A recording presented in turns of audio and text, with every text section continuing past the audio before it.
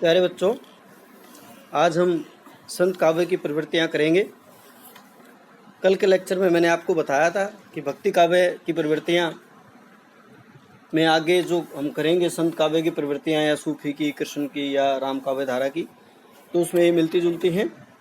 तो आपको इस बात का ध्यान रखना है कि संत काव्य की प्रवृत्तियों में हमने जो संत काव्य की प्रवृत्तियाँ हैं उनको लिखना है। जैसे हमने उसमें पहला पॉइंट बनाया था चतुर्मुखी काव्य, उसमें हमने लिखा था भाई इसमें निर्गुण भी है, सगुण भी है, राम काव्य भी है, कृष्ण काव्य भी है।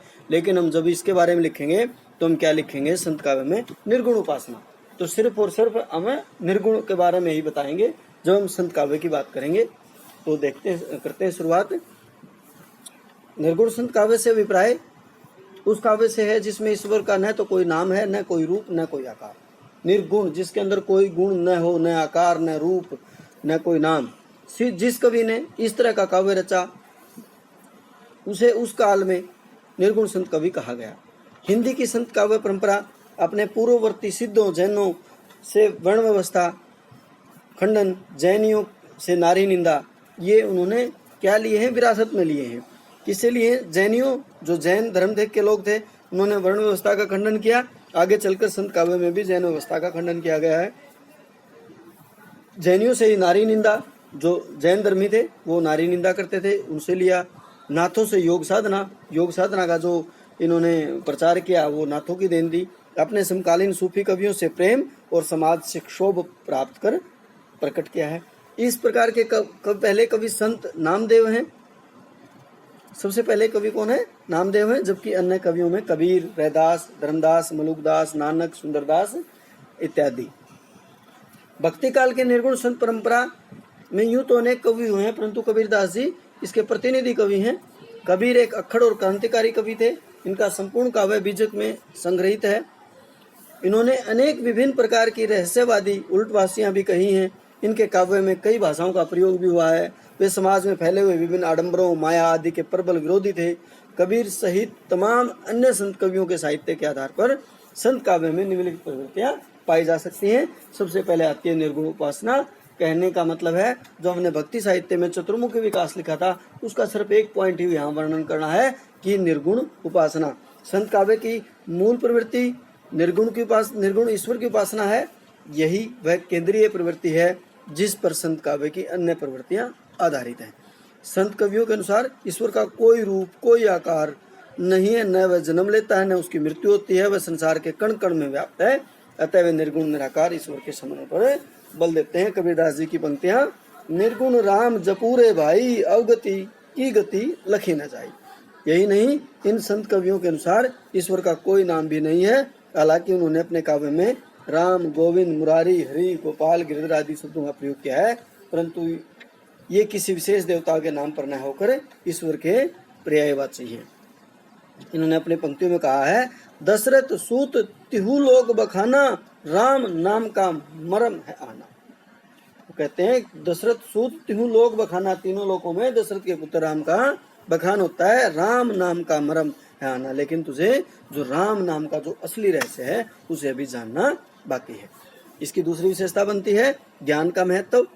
जहाँ सगुण भक्तों ने आराधना द्वारा ईश्वर की प्राप्ति होना बताया है, वहीं संत कवियों ने ईश्वर प्राप्ति के लिए आत्मज्ञान का होना आवश्यक बताया है। इनके अनुसार जब तक मनुष्य के हृदय में आत्म ज्ञान की ज्योति नहीं जलती तब तक चाहे वह कोई मथुरा चला जाए या काशी, उसे ईश्वर की प्राप्ति नहीं होती। आत्मज्ञान का अभिप्राय है कि वो अपने आप को पहचाने, अपनी आत्मा को पहचाने। हर आत्मा में परमात्मा का वास है, हर आत्मा परमात्मा का अंश है। और यही एक ज्ञान का विषय है कि हमें हर व्यक्ति की, हर जीव की के प्रति सकारात्मक दृष्टिकोण रखना चाहिए। ये कबीरदास जी कहते हैं, आत्म ज्ञान बिना सब सुना, क्या मथुरा क्या काशी, कह कबीर सुनो वही साधो, सहज मिले अविनाशी। वो कहते हैं कि आत्म ज्ञान के बिना सब कुछ सुना है, सब कुछ अधूरा है। क्या मथुरा क्या काशी, चाहे तुम मथुरा में जाओ चाहे तुम काशी में जाओ। कह कबीर सुनो वही साधो। कबीर जी कहते हैं कि हे साधु लोगों सुनो, सहज मिले अविनाशी, कि भगवान की प्राप्ति तो बहुत ही आसानी से मिल जाती है। इसके बाद विशेषता आती है गुरु का महत्व। संत काव्य में गुरु का स्थान सबसे बड़ा है। क्योंकि गुरु ही अपने शिष्य को दिव्य दृष्टि प्रदान कर ईश्वर प्राप्ति में सहायता करता है, परंतु उनके अनुसार गुरु सद्गुणों से युक्त होना चाहिए, नहीं तो गुरु और शिष्य दोनों ही संसार रूपी सागर में डूब जाएंगे। कबीर जी कहते हैं, सदगुरु की महिमा अनंत, अनंत किया उपकार, लोचन अनंत उघार या अनंत दिखावन हार। सतगुरु के बारे में कह रहे हैं कि सतगुरु की महिमा तो अनंत है और मुझ पर अनंत उपकार किए हैं। लोचन अनंत उघारिया, उन्होंने मेरे चक्षुओं को खोल दिया है, अनंत दिखावन हार, और मुझे बहुत से अनगिनत जो दृश्य हैं, जो भगवान प्राप्ति का जो साधन है, जो दिव्य दृष्टि है, वो मुझे प्रदान की है। कबीर जी ने आडंबरों का बहुत ज्यादा विरोध किया। संत कवियों ने अपने काव्य में हिंदू मुसलमान दोनों द्वारा फैले हुए विभिन्न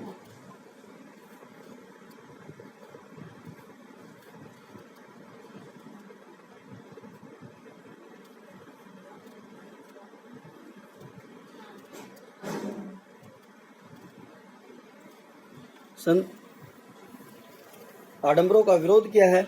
चाहे हिंदू की मूर्ति पूजा हो, चाहे मुसलमानों का मस्जिद पर चढ़कर जोर जोर से चिल्लाना हो, चाहे रोज नमाज पढ़ना हो, या पीर ओलाओं द्वारा अपने शिष्यों को कब्र का मार्ग दिखाना हो, सभी का कबीर जी ने खुलकर विरोध किया है। वो कहते हैं, कंकर पत्थर जोरी के मस्जिद लिए बनाए, ता चढ़ी मुला भांग दे बहरा हुआ खुदाए। ये कंकड़ पत्थर को जोड़कर मस्जिद को बना लिया है, और जो मुल्ला है वो भांग खाकर चिल्ला रहा है, और बहरा हुआ खुदा है, और उसका खुदा बहरा हो गया, उसको सुनाई नहीं देता है। वे उन पर कटाक्ष है कि भगवान तो हर सारी बातें जानते हैं। अगली है रहस्यवाद, निर्गुण उपासना से जुड़ी एक अन्य प्रवृत्ति है रहस्यवाद। परमात्मा के प्रति प्रेम की लोक को रहस्यवाद का नाम दिया गया है। इसे लौकिक प्रेम के माध्यम से अलौकिक प्रेम की विभंजना भी कहते हैं। संत कवि प्रकृति के घट घट में निर्गुण ईश्वर का प्रसार और सत्ता मानते हैं। निर्गुण निराकार होने के कारण संतों ने उसे प्रतीकों के माध्यम से प्रकट किया है। जल में कुंभ, कुंभ में जल, भीतर बाहर पानी।